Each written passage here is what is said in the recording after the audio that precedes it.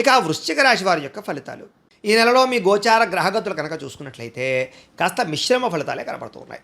ముఖ్యంగా ఎవరైతే మీ సోదర సోదరీమణులు ఉంటారో, ఇంట్లో వాళ్ళు ఉంటారో, వాళ్ళందరితోటి చిన్న చిన్న వివాదాలు కనపడుతున్నాయి. అది ఆస్తి వివాదాలు అవ్వచ్చు, లేదా మామూలు విషయాలు అవ్వచ్చు, నిర్ణయాల విషయాలు అవ్వచ్చు, లేదా ఏదైనా అనవసరం చిన్న చిన్న సమస్యలు పెద్దవడం, గొడవలు జరగడం, బంధువులు, మిత్రులు, స్నేహితులు, కుటుంబ సభ్యులు, అన్నదమ్ములు దూరం అవడం లాంటివి జరిగే అవకాశాలు ఉన్నాయి. కాబట్టి ప్రతి వ్యక్తితోటి కూడా కొంచెం జాగ్రత్తగానే మాట్లాడాలి.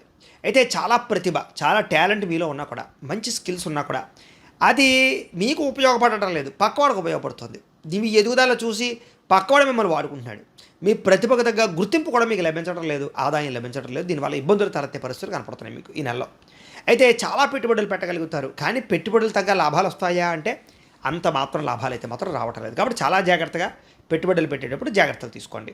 ఇక బంధువర్గంతో అభిప్రాయ భేదాలు, అది కుటుంబ వ్యవహారాల గురించో, వివాహాల గురించి, శుభకార్యాల గురించి, రకరకాలు, ముఖ్యంగా డబ్బుల గురించి, ఆస్తుల గురించి అవ్వచ్చు. బంధువర్గంతో అభిప్రాయ భేదాలు కనపడుతున్నాయి. కాబట్టి లావాదేవీలు, వ్యవహారాలు ఉన్నట్లయితే కనుక పెద్ద మనుషుల ద్వారా పరిష్కరించాలి.